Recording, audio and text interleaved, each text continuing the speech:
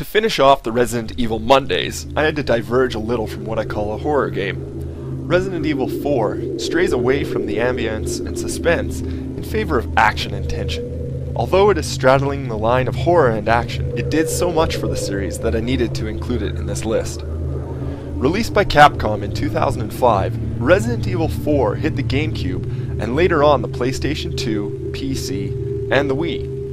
It was such a success, and arguably more accessible than the previous Resident Evil games, this once GameCube exclusive had no doubt but to be ported to so many other platforms.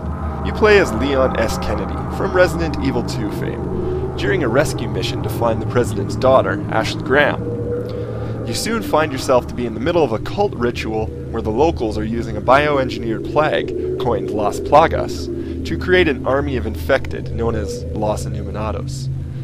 One key plot point is that both Leon and Ashley are injected with the plague, and this is where it really gets heavy, as you are not only trying to rescue Ashley, but also find a cure so that both of you can survive. The cutscenes and voice acting is among some of the best of the Resident Evil series, and gives a definite personable aspect to the characters, where you will find yourself actually caring about their outcome.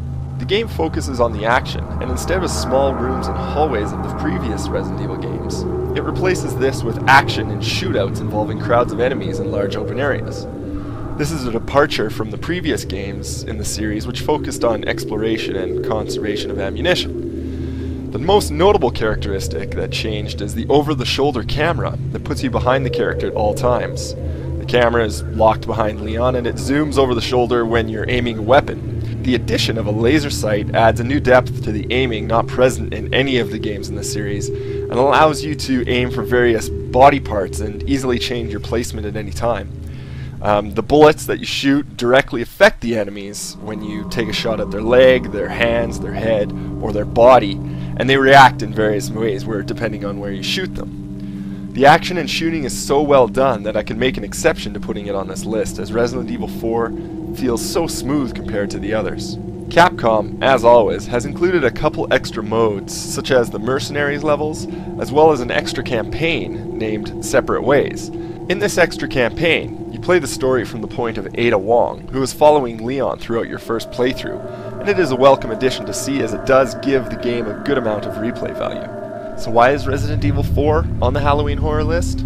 Despite the complaints I have had of it diverging away from the horror genre, Resident Evil 4 is a welcome addition to my list. It revolutionized the Resident Evil games and made them, in my opinion, much more fun to play because you could focus on your actions and character rather than struggle with bad controls and a terrible camera.